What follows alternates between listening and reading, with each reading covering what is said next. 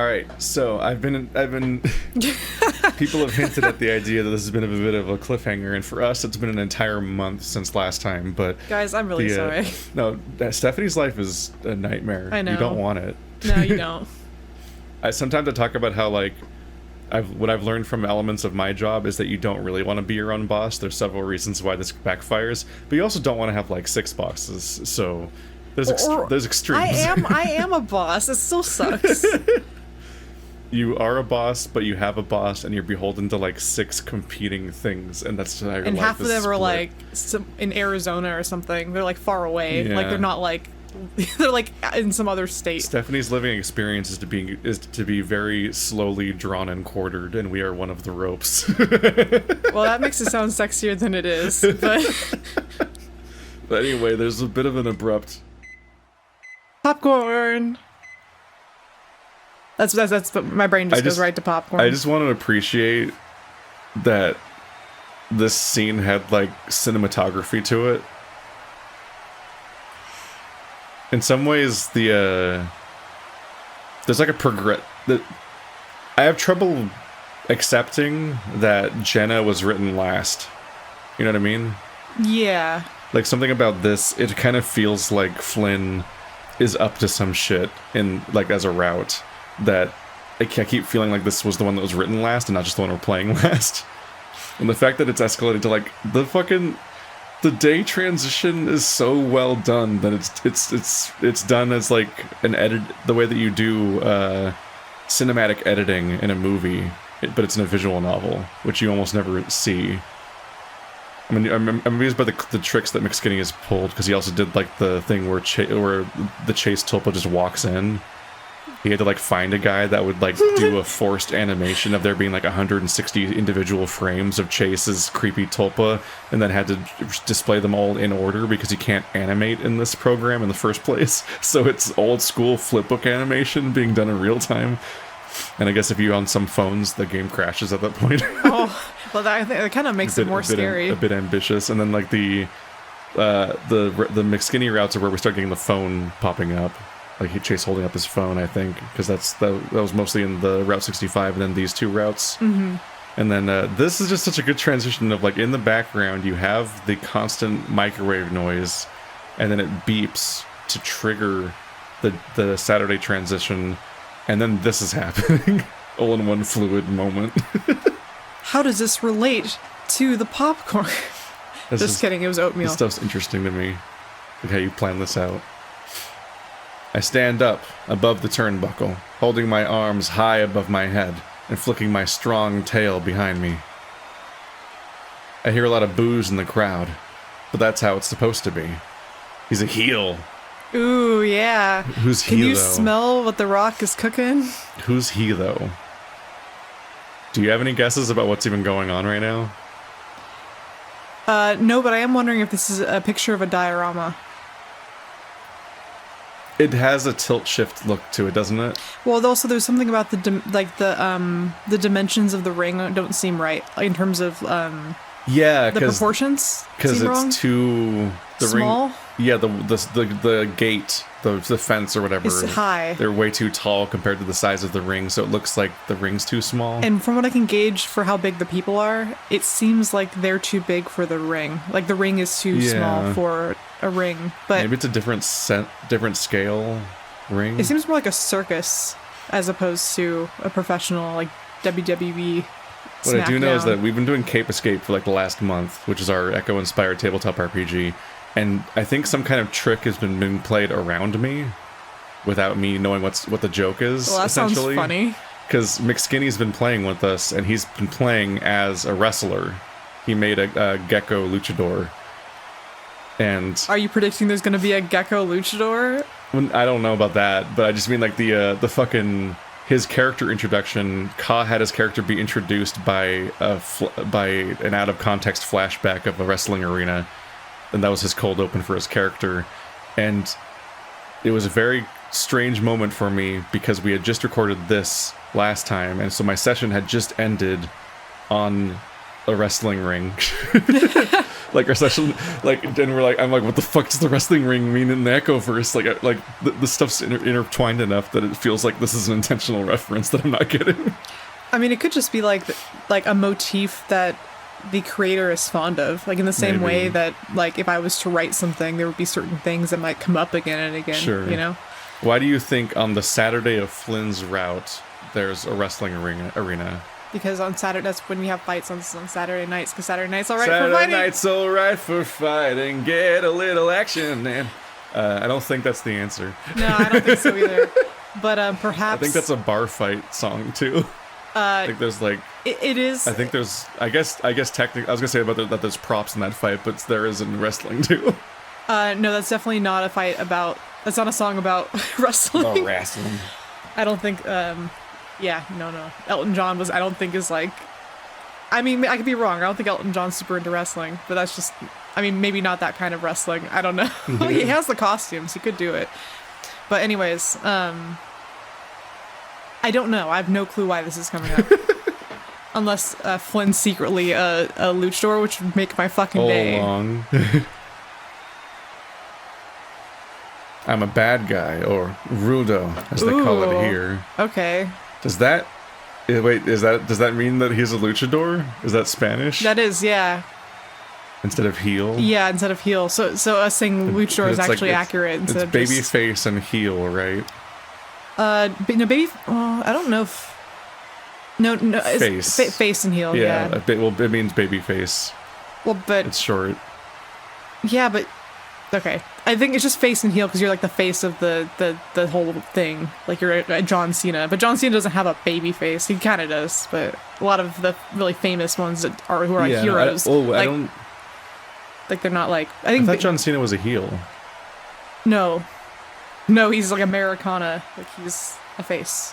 Well, face doesn't mean face of the company. Face means no, good guy. He's good guy. He's a good guy. John Cena's hella good guy. I don't watch any wrestling. wrestling. He's all military. He was all like America. Like that was his original like you know he'd always come out in like camo and stuff. They're not gonna make him a bad guy. Could be. I mean, there was a whole SWAT team of bad guys that I only know about because of the Super High Pitch Wolf video. That's my exposure to wrestling. Usually your bad guy is like a capitalist or like a rich guy, or he's like a foreigner, or he's like representative of something. The Rock would just used to be a face, then became a heel because he's just really good at talking smack. Or I think the other way around, actually. But I'm not actually a bad guy for real, though. It's just an act. Is that a metaphor for the character? Are we getting shorthand about how to interpret this character when we figure out? Oh, is this maybe this is about Flynn? The flashing of cameras is a little distracting. But nothing I can't hide. I'm good at keeping cool. I reach up, making sure my mask is secure. Even my muzzle's covered. I can't risk my identity being revealed. Thick tail. That was a line. Especially in a match against Tigre Santos. Ooh. He's one of the Technicos. I'm so sorry. Everyone's mad at me every time I try to speak Spanish. I took German. Fuck you. I don't have time to take every elective. We do live in California, though. We should be better. The good guys. A real goody. Goody tissues. Okay, that has to be. That has to be on purpose. That's an in-universe. This character doesn't understand how to say it, right? No. I think somebody. It's like, you know, you miss like old wives' tales, old wives' tales. Like, you know how people mishear those a lot.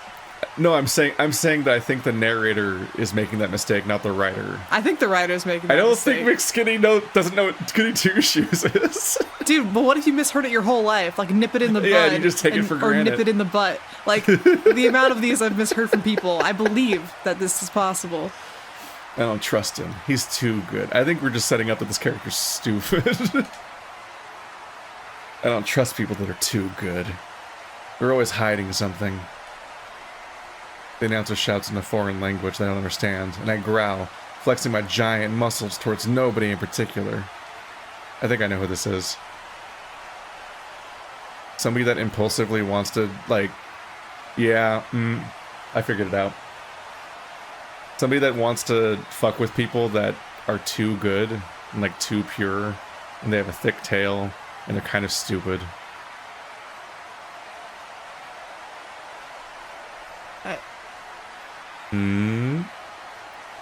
Yeah.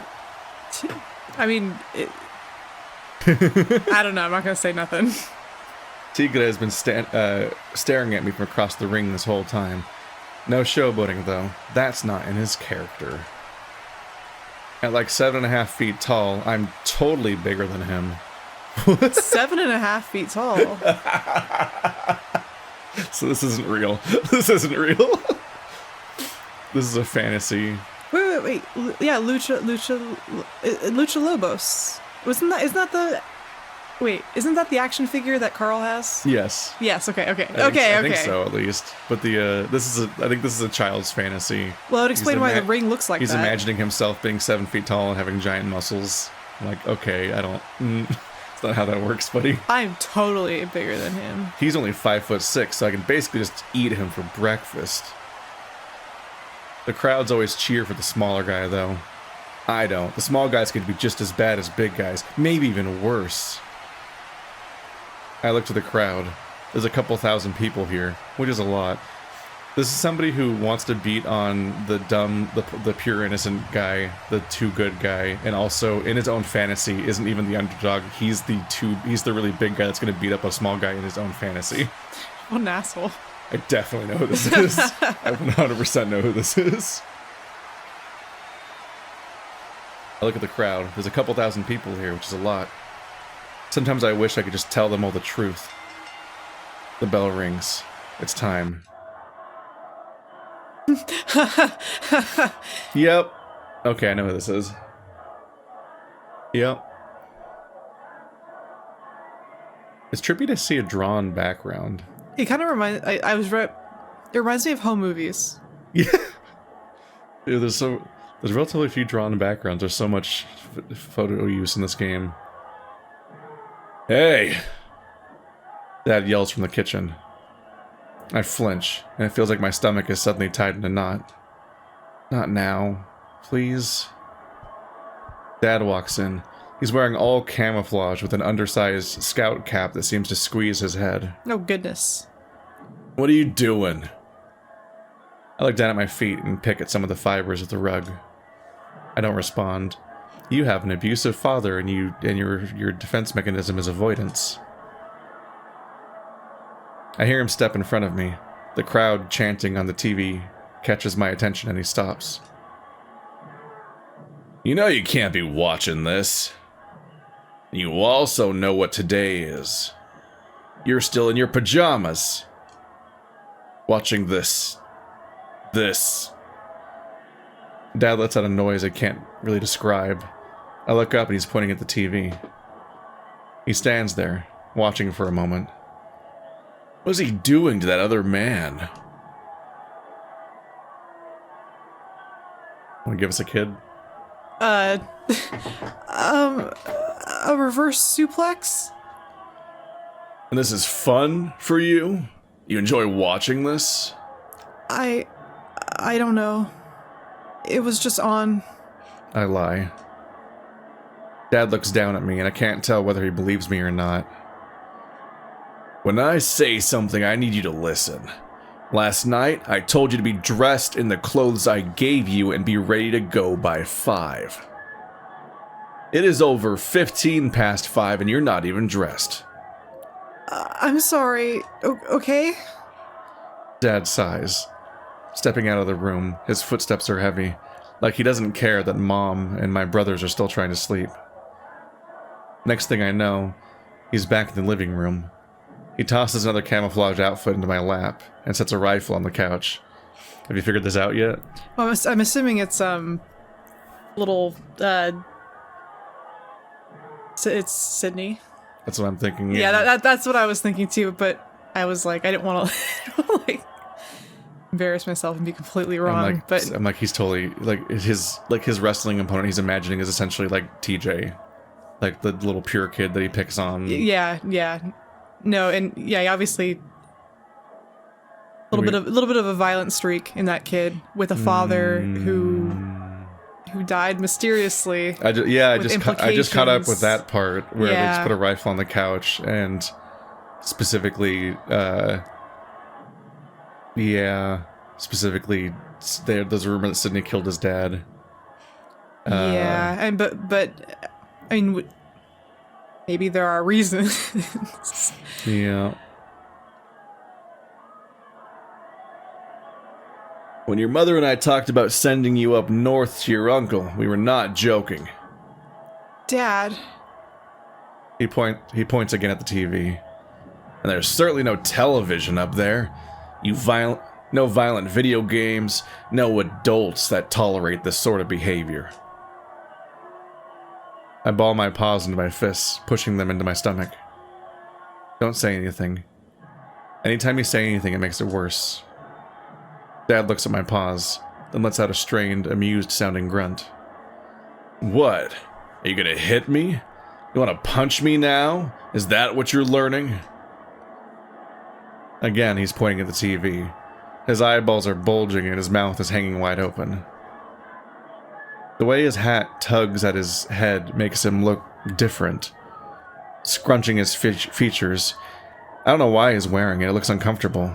It's kind of odd to me that this dad would be like a military fan, be upset that his kid is acting violent.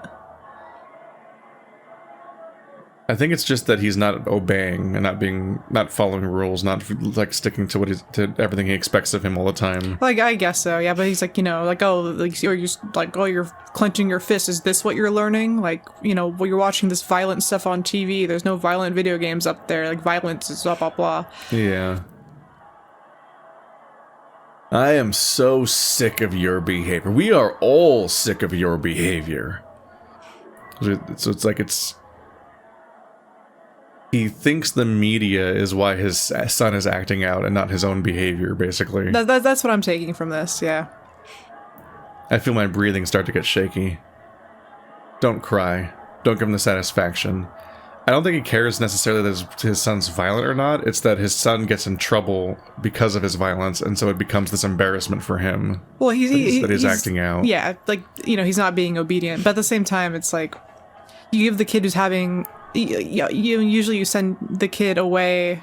I mean, which I don't agree with. The sending the kid away when they're getting in trouble in school and they're misbehaving, they're acting violent, they're doing things like that. You hand that kid a gun. Like, that seems just like a bad idea. To encourage that to be any kind of solution, or a part of any kind of solution. Are you sick? He just keeps staring at me, the same expression on his face. I drop Tigre's torso down on my knee. A backbreaker. The crowd roars. I'm grinning beneath my mask, playing up the part through all the jeering and the hatred. They may love to hate me, but that's still love. Oh no, that's so sad. That's a rough internalization. It's like when a dog barks to get attention, even if it's just to get yelled at. The dog will keep barking, even if all it knows is getting yelled at, because it still wants the attention of its owner. Because that's still love. Tigre had been getting a lot of good blows in, though. Actual blows. He's stiff arms like nobody's business. I'm a little bloody. But that's okay. I'm tough. That's my thing. I'm tough. I'm really tough. But so is Tigre. He's small, so he's got a lot of finesse. He can dodge a lot of my stuff. I climb over the top rope and onto the floor mat below. They always keep a few goodies beneath the ring for people like me. Oh no, oh no. Pulling the flap up, I find a pile of long wooden staves. That is always what they, like, whenever they reach under the ring, some bad shit's gonna happen, because they always hide things that are there to fuck each other up with. These could cause some pain. I yell out to the crowd and they boo in response. Boo! They're really, really mad. Tigre is still groaning, prone on his belly. As I approach, he mutters something in his native tongue that sounds like a bunch of cuss words. Not so good after all, I guess. Time to get revenge for all those stiff hits from earlier. With a mighty heave, I bring the staff down on Tigre's back. He practically bounces, and a lady fan of Tigre in the crowd screams. Realizing how hard I'm hitting now, he quickly scrambles up to his knees. Though, I just hit him right back down. That's what you get. His shoulder twitches and he quickly clutches it with a free hand, rolling onto his stomach. More curses. I hit him again, this time in the soft of his stomach. There's no referee to help him now. I hear him gasp, holding up his paw in front of him, trying to protect himself. This time I hit him in his crotch. Not that there's much to hit. He has a little penis and balls because he's so small. Oh no. That is what some little angry kid would think about. My imaginary villains have tiny penises. Mine are huge, of course. Swear to God. Dude, like... I have to wear like a super big cup so that things don't flop around. Dude, I put a lot of thought into my luchador OC. He's got a huge cock. I drop down on top of him, grabbing him by the scruff of his spandex leotard. He whimpers beneath me, his black and orange tail coiled inward between his legs. I lower my voice, speaking in a deep, raspy tone. That's your adult kid voice. Adult Sydney voice. Don't stiff arm me again like that, or else, Tigre Santos. I think he quivers out and... I won't. I have tiny balls. He's probably so humiliated now. I'm so humiliated now. His eyes are like saucers, looking at me, and waiting to see what I do next, like, completely at my mercy and everything. I bet he'd be really humiliated if I, fucked his girlfriend, unmasked him. I have read too much erotica. I know, I was going really far. I was like, my brain was like... Neither of us thought the actual obvious thing about what luchadors. I'm gonna fuck your girlfriend in front of you and make you watch. And then I'll pull him up and hug him in front of everybody. He'd be so ashamed. I'd show them that I'm the real good guy. Because I beat him with a weapon and then unmasked him. Maybe he'll like that and feel better. What? That's fine, too. I place my thumbs beneath... He literally is like, any form of attention is good. Literally everything works. Like, I'm going to humiliate, hug this person, and maybe he'll even like me, and like it's such a crossed-wired nightmare at this point. In his interpretation that the audience has the potential of liking him at all, especially after unmasking, which is like the worst thing you can do to a luchador. Like, there's no way the audience will like him, but the thoughts in his brain that that's a possibility, which means he's completely incorrect about reading what people need and what people like and what people want. Yeah. I place my thumbs beneath the bottom of his mask and pull up. Dad's gunshot rings out so loud it seems to shake the leaves off the trees nearby. Some kind of bird falls from the sky. I think it's a dove because it's all white and stuff. Oh my goodness. Or at least it was white. I actually saw pink mist from the birdshot hit it. Like, when the birdshot hit it, like in the movies. The rest of the flock keeps flying, as if nothing had happened. Dad looks over his shoulder towards me, his breathing heavy. I can see little wisps of fog when he exhales. It's that cold.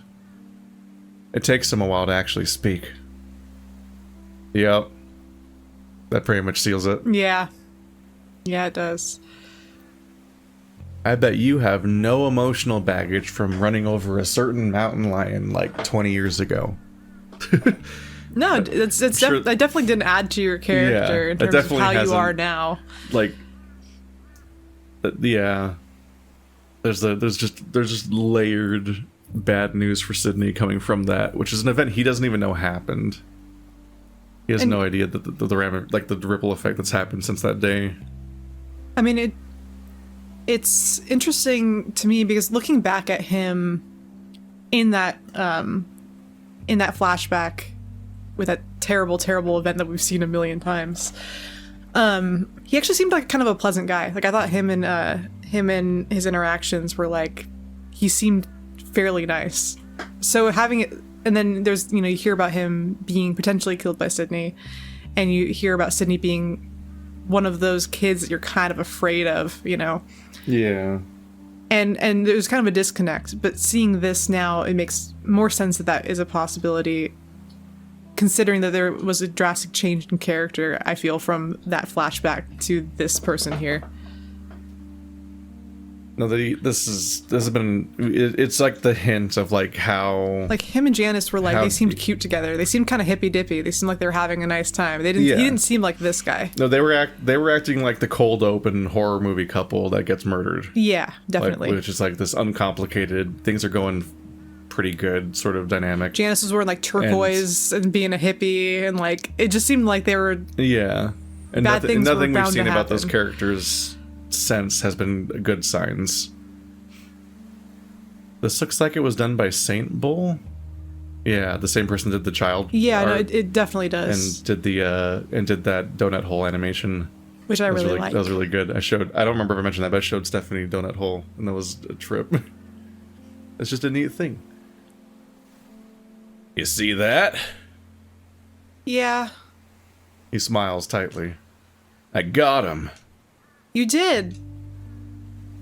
I'm gonna go grab the carcass. You stayed put, all right. I think it's accidental because I was just kind of winging it, but I ended up giving I've given fantasy adult Sydney and his dad the same voice essentially, which is telling in a way. No, I think that's a good move.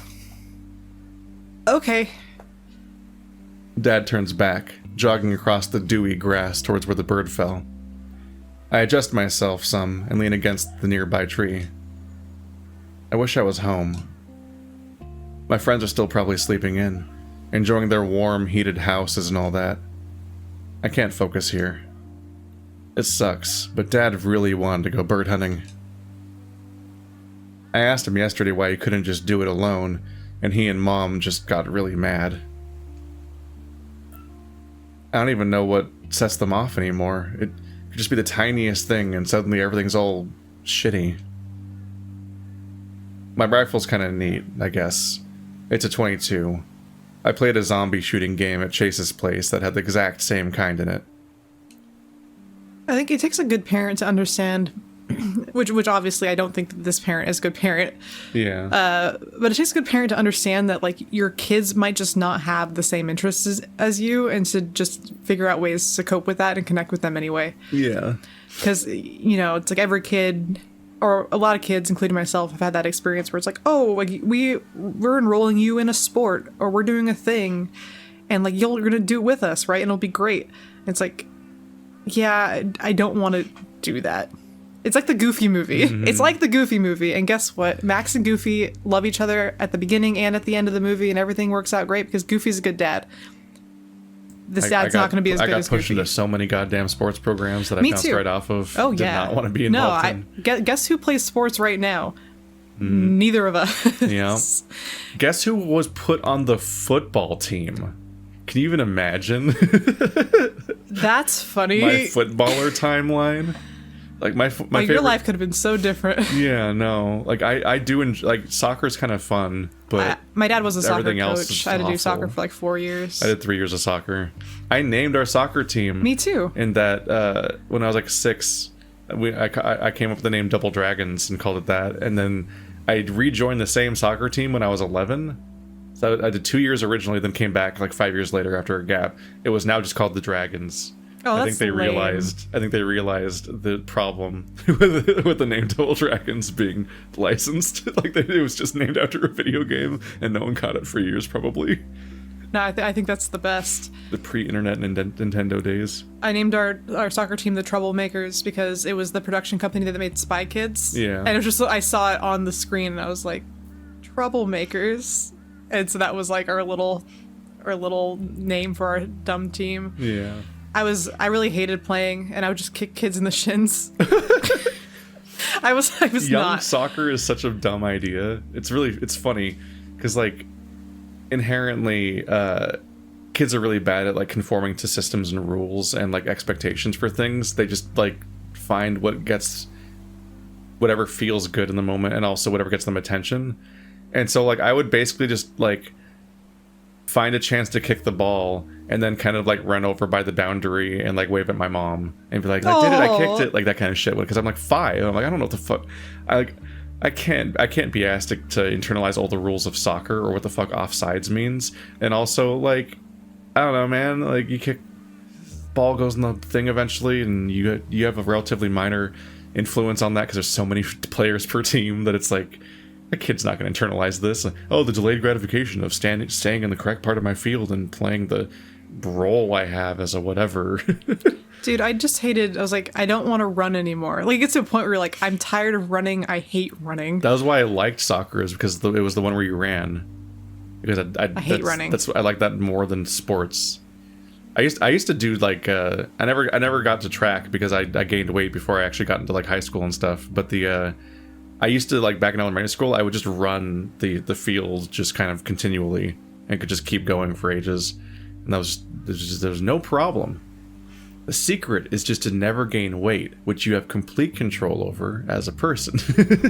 Well, me, it was my big goofy feet that point the wrong way. Yeah. And also, like, I don't know how much your audience will relate to this, but when you, like, grow titties, it makes you not want to run anymore. It gets embarrassing for you. No, that makes sense. Yeah, no, it does. So it's like, I don't want to run anymore.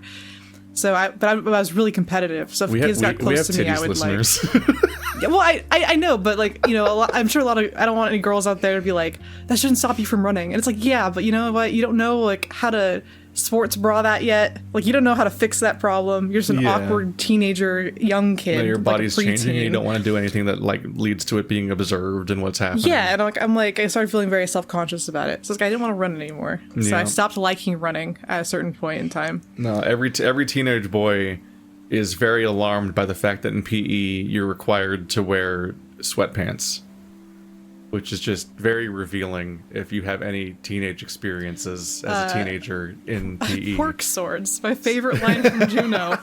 Pork swords. It's just one of the most accurate lines, and I think it's Superbad that Jonah Hill says, where he talks about like whipping it up into his waistband, because like that's just like, I thought about that ever since I first heard that from that movie. I've thought about that forever. That's just an incredibly telling moment in that movie. Like that's just like revealing just the truth that people have to live if you grow up as a dude and you go to PE and they just fucking make you wear sweatpants, and it's like, that's mean. That's mean to do now in this era of your life. There's several reasons why that's not a great idea. I have this pair of like cute, like on me they're just like normal girl booty shorts, I guess, but they're satin, but they're from it's like they're shiny and blue, like a white stripe, I think, but they're from like a French military surplus, because they're actually like a part of their military uniform, and they're called Madame Melters because ladies like to watch the French military guys with their shorts run, and like that's what they run in. I have a pair of their like official military shorts. Yeah, the Madame Melters.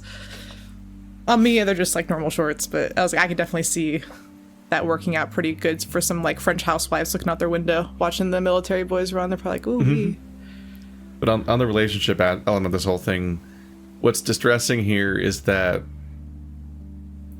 we're seeing a married couple that should have divorced by now, basically.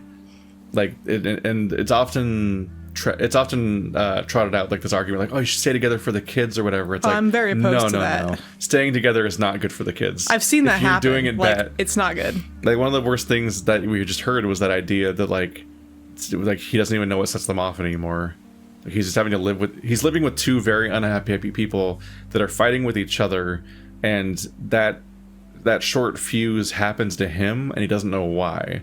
So on top of the fact, gonna internalize that. Yeah. So like on top of the fact that his dad's probably a shit from his trauma and background and how he's acting out about that, and doesn't relate to his kid for shit.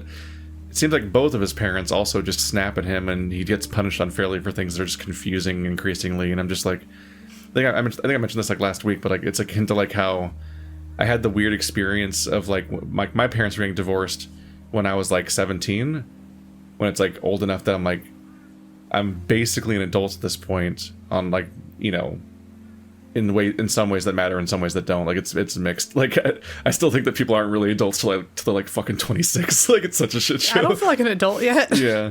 But I mean, like I had this experience where I got permission to go to a LAN party, and I had a car and a driver's license, and so I was just going to pack up my computer and drive them and put them in my car and drive them to my friend's house and go hang out overnight, and then come home in the morning, and I had permission for that, but for some reason, because the sun went down, I no longer was allowed to go. Like I missed the window, and now it was some kind of safety concern somehow. Even though you're just driving in a car, which I know how to do, and all that stuff. It was just a very strange reaction to a thing that was inherently supposed to be a thing I'm going to overnight. But it's because it's like these people are a mess. Like these people are on their way to what would eventually be a divorce, and they're always fighting, and there's always drama, and they're just always they don't have the patience to deal with their own kids at some point, and so you get these weird, when you're the kids from that perspective. Like I didn't receive that much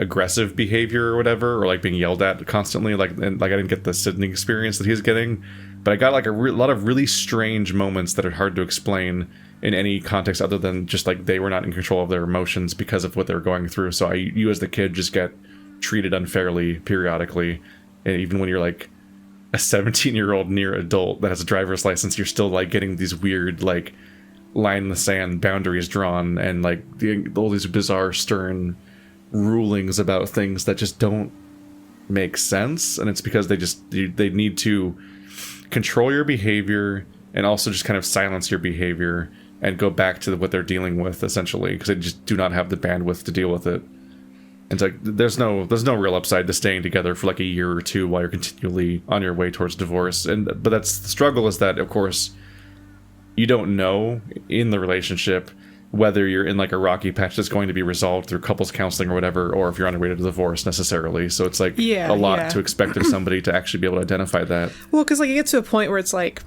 okay, like, I mean, granted, I think even if you're wonderfully pleasant and civil to each other, kids still are disbenefited in the sense that they can tell that their parents are upset or sad or unhappy. Yeah. And even just seeing their parents unhappy gives them like how are they supposed to grow up to be a person who's able to go out in the world and be happy if they just spend their lives around people who are hiding the fact that they're sad all the time?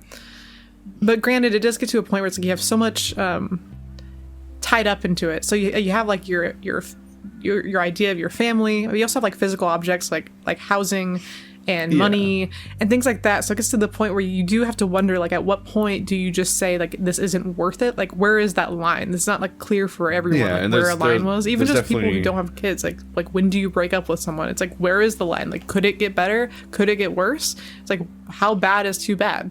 Like, it's hard for a lot of people to find that line. Yeah, you can also, of course, be like economically trapped with each other to an extent, and also like you being in this relationship and that being that being your future could be like your self-identity at this point. Like your conceptualization of who you are as a person is potentially tied to the permanence of this relationship, and like so it's like and the idea of being alone, that's really hard for people. Where it's like, oh man, or starting over, that's hard for people too. It's like, we'll have to do this again, and it's like, well, what if it's the same again? Like, no, but it's also just all brutal for the kids. So it's just not, it doesn't work. It's No, it doesn't work, and you have to really take some soul searching to figure out where that line is, and to make sure it doesn't muddy the time you have with your children. And that's really hard to do, and I don't blame anyone for having trouble with that. No, it's easy. Here we go.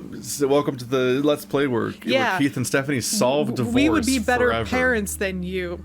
You're raising your children wrong. Listen to some strangers tell you about how to raise your kids. Oh, no. No, I'm just kidding. Don't ever do that. I don't have fucking kids. I have a dog. I don't want kids. She is having a wonderful life. Yeah. But that is the extent of my experience. I have fish and snakes and a dog.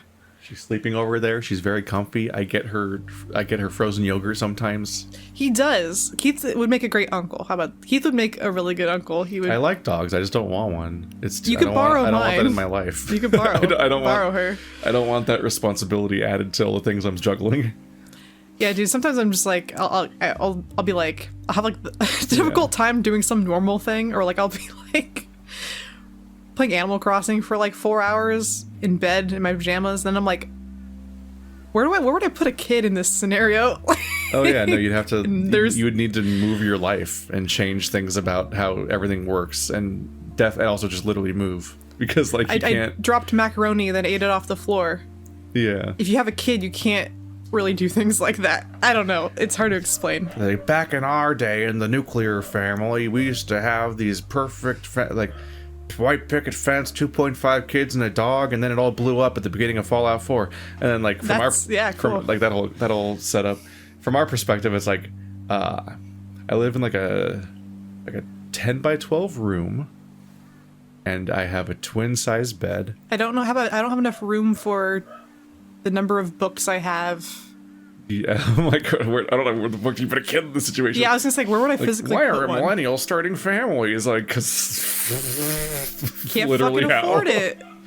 My kid in a drawer. Sorry, you can hear dog barking. They're just losing their shit, apparently. This is the one time we've had to record in ages, and there's just dogs flipping out somewhere for some reason. Not my That's how it dog, because goes. my dog's very well behaved. It's like when I start recording for the day, and then the fucking vacuuming starts. I'm like, cool.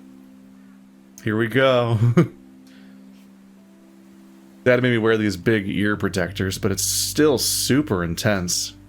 I swivel it around in my arms before bringing the butt up to my shoulder and looking down the sights. I pretend the bush I'm aiming at is a zombie. Uh-oh.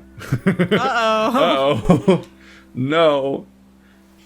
I could survive a zombie apocalypse pretty well, probably. Every kid thinks that. Every kid thinks that they'd be great at that. A lot of adults think they'd be great at that. And a lot of them wouldn't This be. is a decent logistical argument. There wouldn't be many zombies in Echo, and nearly everyone in town has guns. Yeah, and zombies can't use guns. Yeah, losers. Yet. One of the arguments I always hear is you want to go north because supposedly the snow would freeze them. But I don't know if we can make grand assumptions about like the logistics of how zombies work when they inherently don't make sense.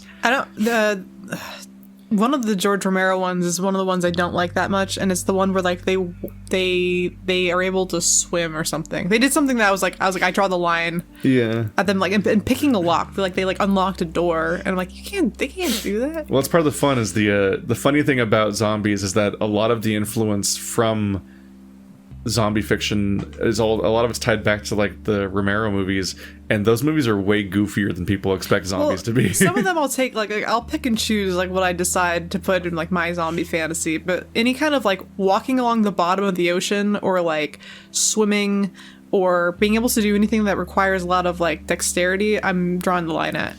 My issue with zombie fiction is just that I don't think you need a zombie survival strategy, because if zombies exist and they're anything like they're depicted in fiction, then they would just lose. Like, zombies can be defeated by most people, seemingly. Like, a number of them, potentially, by most people. And the math just doesn't work out there for the zombies. Like, very quickly, any kind of zombie outbreak gets taken out by the people that could just defeat the zombies, apparently. Well, that's why you have to at least have the ones that like run and stuff, because that's where it kind of gets like. But then it quickly, possible. instantly tips the scale so that it, like the moment it's 28 days later, the tail gets the scale gets tipped so comically hard that now you're just fucked. So a zombie survival strategy is also pointless. Like it'll go so bad so fast and be so universally dangerous that there's also no survival. It requires people to not know what zombies are at the beginning and have skepticism, and to not like immediately treat it as like a quarantine type situation, and to be able to kill their loved ones immediately if they think something's wrong with them. That's usually the problem, is they're like, I can't because I love my boyfriend, and then like the boyfriend bites everyone and they're like, oh shit. Like, I think that has a lot to do with it. They're like, I can't kill my baby. It's like, baby's a zombie, ma'am. Shoot that baby in the face. There wouldn't be something. I just go to Carl's house. It's already like a fortress, and he has tons of food and games. That is a good. We'd be set. Yeah. I like that the video games factor into his zombie survival strategy, because he's a fucking 10-year-old. Well, you have to practice your aim, you know. I hear Dad's footsteps and quickly lower the rifle. That's right. Keep that down. He holds up a pretty messed up looking bird. Its neck is half missing and blood still drips from the hole there. You've never eaten dove, have you? No. It's like chicken, but stringier. Seems like kind of a sin, but who am I to say? I raise an eyebrow. Like string cheese, but chicken. Not exactly, but... Well, you'll just have to try it. Okay. Now let's see if you can shoot something. Oh yeah, I can shoot something. You can watch me. Dad steps behind me, placing his paws on my arms and straightening my posture. Now, remember what I told you. Always fire on the exhale. Don't flinch at the kick either. The gun won't smack if you got a good grip on it, and your eye isn't touching the sight. I'm not afraid to shoot a gun, like TJ or Carl probably would be. Just a little nervous about the recoil. That's all. Suddenly, Dad grabs my shoulders. Look, look, look! He points towards the sky directly above us. A bunch of birds in V-shaped formation are overhead. Those are ducks. Duck is great. You've had duck before and loved it. Now, you get your own duck. But like, not in the fun way. Not like you can keep a pet duck, because that'd be kind of sick. You can have your own duck. Hurry, get sighted. I scramble to get the gun aimed up, and my eye lined up to the sight. Come on. I'm trying. Come on.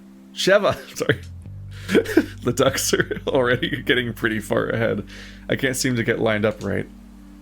Give it to me. No, I've got it. Next thing I know, Dad's wrenching the butt from my shoulder and bringing the rifle up to his. It only takes him a few seconds to get ready before firing. Just like before, a bird falls from the flock, plummeting to the ground past a clearing of trees. This time, the flock breaks up, scattering. Dad turns, pushing the length of the rifle against my chest. Take your gun. I clutch onto it with both hands, and Dad starts making his way forward. I follow. Why didn't you fire? I was going to. The aiming thing, the sight, it wasn't lined up with my eye. I needed to get it lined up right, or else I was gonna miss. Son... And then you just yanked it away. You were not listening to what I was telling you, just like I was saying this morning. Dad's voice raises. You just can't do anything like you're told, can you? My fingers grip on the rifle tighter, and it's like everything goes red. I can! You're being an asshole! I yell so loud my voice cracks. Dad turns, slapping me so hard it makes my ears ring more than the gunshots do. My face burns, and I growl into the inside of my jacket. A lump forms in my throat that I try to swallow down. I'm tough. I'm okay. Who taught you to speak like that? Nobody.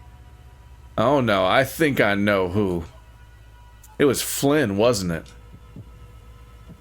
It isn't right that you two hang around it isn't right for you to hang around a boy like that.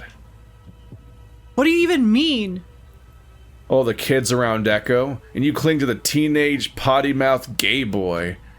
I figured this is why he was mad about the wrestling. I figured that too. There's with that the line wrestling. about what they're doing to each other, is what he said. What is that man doing to the other man? The homoeroticism of professional wrestling. Beloved American pastime. And look what happened. He shakes his head. Eyes wide again, like he can't believe what he's seeing when he looks at me. You defy your parents? Sit around at 5 in the morning watching men grope each other and hit each other. I'm breathing so hard now, it feels like I'm hyperventilating. Fuck you! Wrestling's cool and Flynn is awesome! Dad looks downright disgusted now, like he's gonna be sick. The insides of his ears are bright pink with flush, too. You were sick. When we get home, we're sending you up north to the ranch. I don't care if we have to pull you out of your school right now. You mean the compound? Now he's clenching his fists. His tail arched and still behind him. Your mother and I have prayed and prayed, but son... Why don't you ever leave me alone? You're so fucking bad, you know that, stupid asshole. Dad steps forward, fists raised. I bring my rifle up and aim at him. He stops. You are sick. I've never heard Dad speak with so much hate before. That being said, I've never been this angry before either. You're pointing a rifle at your own father. You gonna shoot me, huh? I just don't want you to hit me! I yell so loud. My voice shifts into a shrieking scream, the rifle shaking in my paws. Everything's all blurry, and I can feel my nose running. You deserve to be hit. The words make my stomach hurt for some reason. I throw down the rifle onto the grass and face him. No, you do! You're so awful! I hate you so much. You won't leave me alone, you shit, and all you do is threaten me and threaten me and threaten me. And Mom doesn't care. Nobody cares. My throat burns, and I swallow back a blubbering cry. Dad's shaking now. He doesn't even look like Dad anymore. I don't know what in God's name Flynn has done to you. You're just mad because you don't have any friends. You don't even have a job. You suck. You're so shitty. You're pathetic. I've hated you for so long. Nobody likes you. I run north, tripping over myself constantly as I can barely see where I'm going. Everything hurts. My insides are burning. Nothing will ever be the same again. I can hear him behind me, panting, furious, like a feral. I came through the clearing. Then I hear him stop. When I turn around, he's not looking at me anymore. The duck that Dad had shot landed squarely on the hood of an abandoned van. Dad looks at the duck, the van, me, then the sky itself. He sets the rifle down on the ground. What? Next thing I know, he crouches down to his haunches. He rubs at his forehead, his thumbs running along the brim of his too tight scout cap. It almost looks like he's sucking down on his scalp. Like it's sucking down on his scalp. I can practically see the veins bulge along his temple. He opens his mouth as if to speak, though no sound comes out.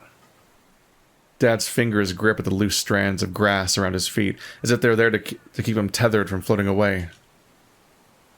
I hate looking at him like this. What is he doing? He shuts his eyes. Well, more like he clenches them shut, like he got shampoo in them or something. Is he praying? Fucking stupid idiot. God's not real, you know. Son. He finally speaks. He doesn't sound like himself. What? From the hood of the truck, little rivers of blood splay out from the duck's chest, dripping down the front of the grill. Its eyes are still open, even though it's dead. I always thought when something died, your eyes close and your tongue sticks out. It looks like it's staring at me. Dad doesn't respond, but he finally looks up and sees what I'm seeing. He sucks in his chest, as if he'd been struck. He shuts his eyes again. His whole body shakes for a moment, like he's having a spaz attack. That I was gonna say something about that. Yeah, no, it's very evocative. It's the same. It's even the same. I think it's the same angle that the van was shown in Route 65. Like they keep using this evocative setup. It's not the same van. It's not the same van. He mutters. I don't want to watch this. I'm about to turn around and walk away when I see something move in the back of the van. It's just for a split second, but I swear I see a face through the dusty glass. Son. Dad repeats himself. Dad? Again, there's a flash of red, like something bouncing up. Dad, there's someone in the van. Dad says nothing. He won't even look now. There's someone in there, I know it. I wipe my eyes with my sleeve, clenching my fists and stepping closer to the rear window.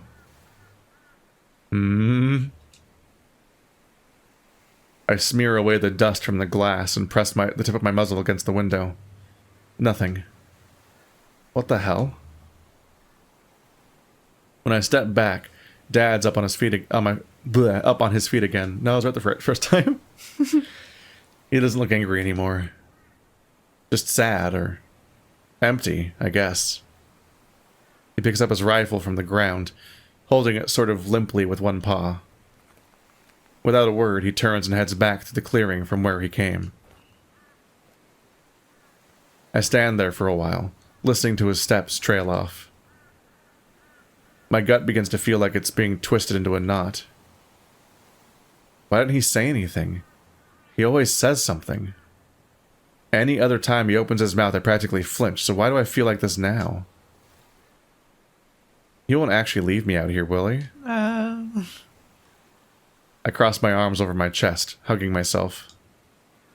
Minutes pass, and nothing happens. It's like I'm rooted in place, constantly wiping my eyes and nose. Just gotta be tough. I mean, I am tough. I just don't know what to do. What the hell am I supposed to do? I hate this. Why did I have to say all that? Nothing will ever be the same again. Even if I get to go home, my parents will just ship me off to live with my uncle in the compound. You know what? Maybe that'll be fine. At least then my parents won't threaten me with that anymore. Honestly, would have been a better outcome for him. Yeah, the uncle... Watch that uncle have been, like, the greatest, and, like, you got to eat ice cream for breakfast every morning, and, like, the uncle was, like, really supportive, and it was it's a great movie about a kid who learns to have a nice time with his uncle. His home life is bad, and he probably should be removed from that, but I mean more that he's going to die, like, in a year, probably. Oh, yeah. So if he had moved to the compound, he'd probably not have died, and that would be objectively better for him, I guess. There was I was thinking of Moral Oral, because there is this very similar, a lot of similar motifs, but there's like a spin-off that was made after the show was made that I don't know if a lot of people saw, but it was him going to go live with his grandpa, and I think his grandpa ends up being like really amazing and nice to him, despite him having raised like a terrible father for this kid, and they bond, you know. It was like it's like a really nice little episode. Like a little side bit, but yeah, they leave him with the grandpa. They're like, oh, goodbye, because like they want to go on vacation because they're just shitty parents, and it turns out the grandpa ends up like being really nice with them and loving him. They should have just stayed there. Yeah, Whoops. and I think there was like at the end they come and get him back, and it's really sad because he just knows he's never going to see him again. Like, maybe I'll even like making airplane parts. I don't need video games, TV, or my friends, and that'll be fine because at least I won't be around them. Especially Dad. Still no footsteps. I would hear if he started up the truck from here, I think. I guess he hasn't left yet. Maybe I should start a fire or something. I never could get one going on my own in the past, but that's probably because I wasn't trying very hard. I look around and start gathering any twigs or dry grass I can find.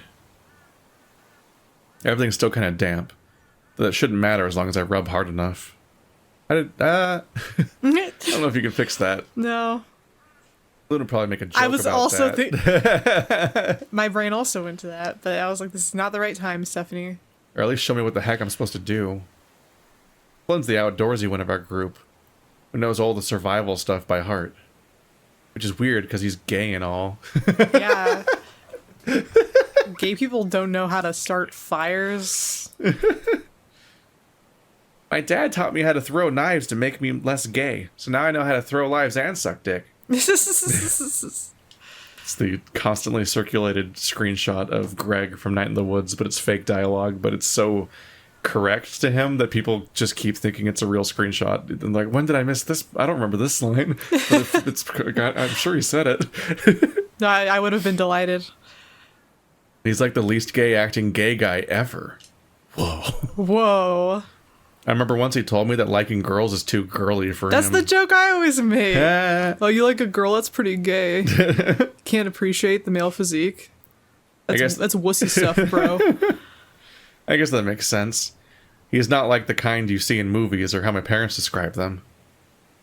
I sigh, sitting down and splayed out a little bed of dry grass and twigs with a single coarse stone in the middle. After that, I take 2 of the sturdiest looking sticks and begin to rub them together, like they do on TV. Here I am, rubbing a bunch of faggots. And, of course, nothing's happening. They're getting kind of warm, but they won't rub right. Not enough friction, I think. I grit my teeth, letting my heavy tail flop down in the soil behind me. I don't even care if it gets dirty now. The pads of my paws are starting to really hurt, so I bite the inside of my cheek. I look down at the pile of twigs, and I think I see a spark. I quicken the rubbing, only for the twig to slip and scrape along the edge of my paw. Oof. I cry out in pain as a thin line of blood appears in my fur. I inhale sharply. This is so stupid. I hate this. I throw the sticks down and cover my face with my paws, sucking on my cut. What am I even doing? God. What am I supposed to do? I rock myself back and forth slowly, remembering what the school counselor told me. Imagine these feelings as a physical thing that you can hold. No. No. Do not imagine your feelings as being physical in Echo. That's a bad. Nope. Bad advice. Yes, that's true. That's nope. This has never ended well for anyone. What if that counselor just fucked up everyone by telling every kid to do the same thing? And so they all just start manifesting their own demons. Yeah. Yep. Nope. You told Jenna that, and then everyone died. Yeah. Then take deep breaths. Begin to rip these feelings apart as if they're a piece of paper that you didn't want anymore. Finally, imagine a calm place, a happy place. Somewhere you can be alone and at peace. I sniff, making little ripping motions and closing my eyes. I just had a realization. We'll see if it happens or not. But I was like, is this dad gonna kill himself? That's what I was trying to get at earlier when he's like, oh, my dad wouldn't leave me out here, right? And I was like, he's gonna leave you out here in a certain way. In a way that makes people think that would lead to the rumor that Sydney killed him. Yeah, because I'm sure the forensics team out here in Echo is top notch and can definitely differentiate. Honestly, I imagine that all the adults in the situation probably know exactly what happened, but all the kids are like, they were on a trip with Sydney and now his dad's shot. dead. Yeah, no, I totally. He was always bad news, like that. Yeah. It for all the rumors, it would be that he did that. I sniff, making little ripping motions and closing my eyes. I've won the fight. People in the crowd can't believe it. I look across the sea of faces. They'll hate me. Well, maybe not all. I know there's one in the crowd who doesn't. I see him in the back, where he usually likes to be. It's Flynn. It's Flynn. It's Flynn, his husband. Oh.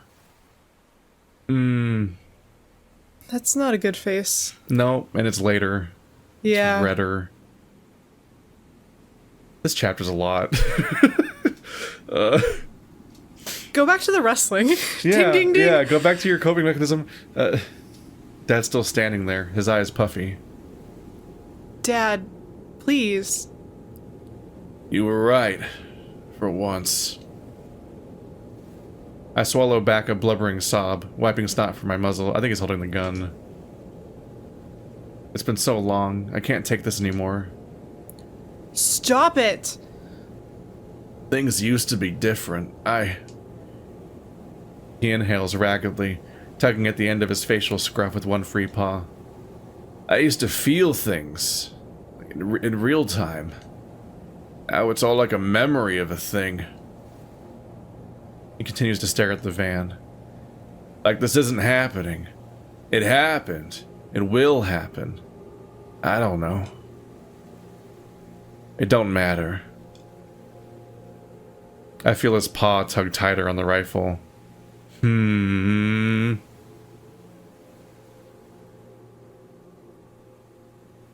So I think I was on the money about the haunting that I brought up, like way back when the Samuel death happened. Where I was like, this seems like it would be the cause of like their family troubles and so on. But what I'm noticing in particular is that Sydney's dad is describing his own experience in a way similar to how Chase currently describes his own experience. Yeah, having a disconnect between like how you live and yourself.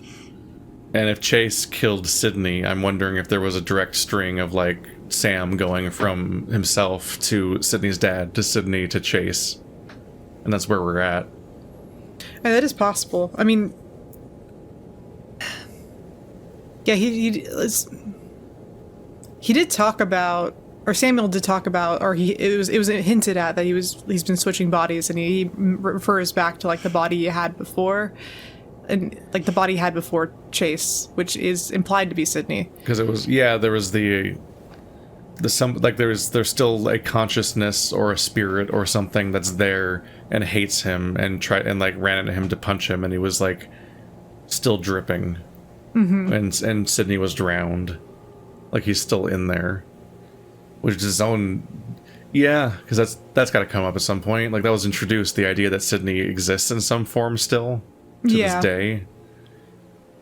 I feel his paw tug tighter on the rifle.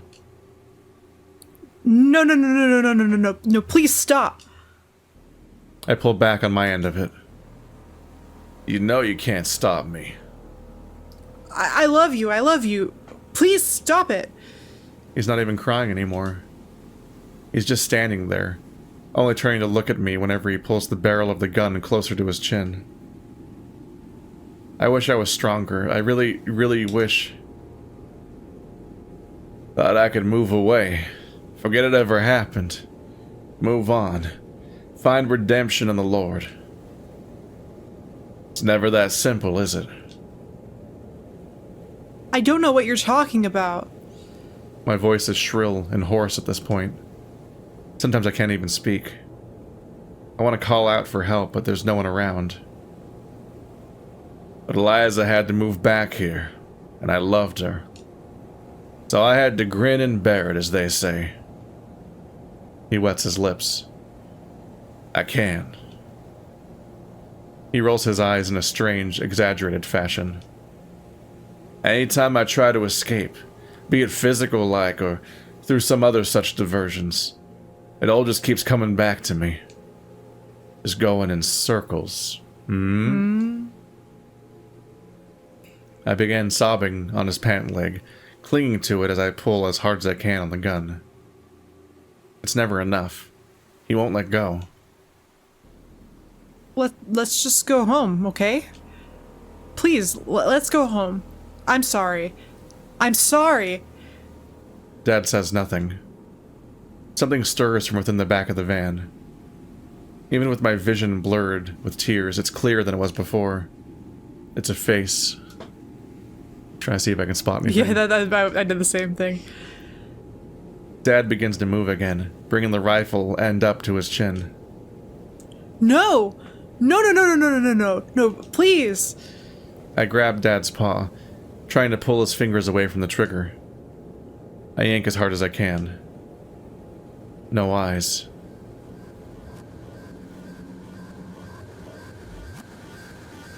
There he is. Ah!